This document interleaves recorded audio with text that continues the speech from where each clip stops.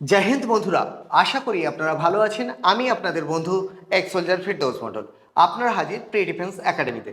বন্ধুরা, আমাদের কাছে যে সকল স্টুডেন্টরা মাধ্যমিক পাস, যাদের 16 বছর প্লাস বয়স থাকে, তাদেরকে আমরা অ্যাডমিশন নিয়ে থাকি। আমাদের কাছে 11 এবং 12-এর পড়ার সাথে সাথে চাকরির জন্য আমরা ফিজিক্যাল ট্রেনিং এবং পড়িয়ে থাকি। আবারও বলি, সরকারি চাকরি যোগ্যতার ভিত্তিতেই হয়, অতএব আমরা স্টুডেন্টকে যোগ্য ক্রিয়েট করি। তো এসএসসি কনস্টেবল জিডি অর্থাৎ BSF, CISF, CRPF, SSB, ITBP, অসম রাইফেল, এনআইএ, এসএসএফ এর জন্য এবং Indian army, navy, air force, state police, Kolkata police, আবগারি পুলিশের জন্য স্টুডেন্টদের আমরা নিই। নবাগত স্টুডেন্টদের, যেমন আজকের আমাদের একটি ভাই এসেছে, আর তার সম্পর্কে আমরা জেনে নেব। আমরা এই সকল স্টুডেন্টদেরকে পর্যাপ্ত পরিমাণে ট্রেনিং এবং এডুকেশন দিয়ে আগামী দিনের এদের ভাবি সোলজার বা একজন পুলিশ পার্সন হিসাবে তৈরি করি। আর এর জন্য আপনাদের সহযোগিতা, আপনাদের ভালোবাসা পেয়েছি, অসংখ্য ধন্যবাদ। আজকের যে ভাই এসছে, কোথা থেকে এসছে সেগুলি জানবো। আবারও বলি, এই ভাইটি আমাদের এখন এসএসসি জিডির এক্সাম চলছে, এর নেক্সট ইয়ারের জন্য তৈরি হচ্ছে। অর্থাৎ এই স্টুডেন্টটি যে টাইমটা পাবো, পর্যাপ্ত টাইম পাবো। অর্থাৎ আমরা একবারে বলতে পারি, এই স্টুডেন্টটি যখন চাকরি পাবে, বলবো আমরাই তৈরি করেই ও নিজের যোগ্যতাতে চাকরি পেয়েছে। তাই তো? তোমার নাম কি একটু যদি বলো। রামমোহন পাছাল। বাড়ি কোথায়? বাড়ি হাওড়া জেলার উদয়নারায়ণপুরের কানুপাট গ্রামে। আচ্ছা, তুমি কতদূর পড়াশোনা করেছো? এইচএস।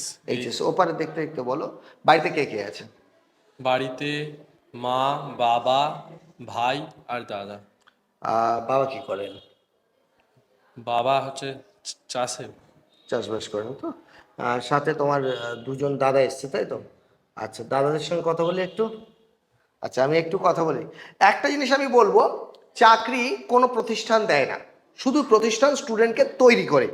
আর যদি তৈরিটা সঠিক হয়, অর্থাৎ তাদেরকে সঠিক মেনটেন করে তৈরি হয়, তারা কিন্তু একবারে সফল হতে পারে। তার জন্য লাগবে সঠিক এডুকেশন, আর এডুকেশন কনফিডেন্স আনে। তো যে ভাই এসছে, তার সঙ্গে কথা বলবো, একটু কাইন্ডলি নিয়ে নাও। ভাই, আপনি ওকে ভর্তি করলেন, তাই তো? হ্যাঁ। আচ্ছা, ওর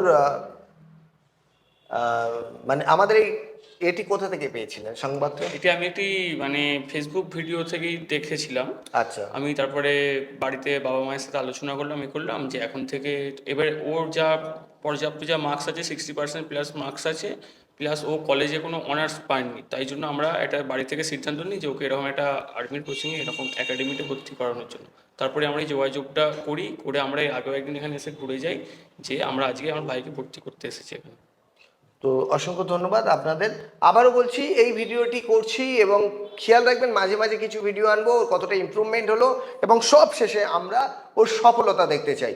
ওর পরিশ্রমের উপর ডিপেন্ড করবে ও কত কম টাইমে সাকসেস হতে চায়। আপনারা, আপনাদের বাচ্চারা যারা আছে, আপনারা যারা গভর্নমেন্ট সার্ভিস করতে চান, বিশেষ করে ডিফেন্সের চাকরি করতে চান, তাদেরকে বলবো আপনারা নিশ্চিন্তায় নিচে দেওয়া নাম্বারে কল করবেন।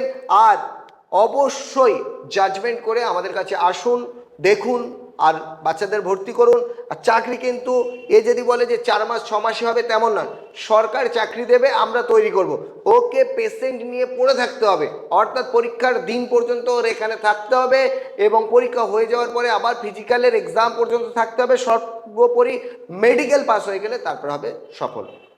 তো আমি আবারও বলছি, ছুটি খুব বেশি নেওয়া যাবে না। আর ছুটি আমরা বছরে সর্বোচ্চ 18টা ছুটি করেছি, তার বেশি ছুটি কিন্তু নেওয়া যাবে না।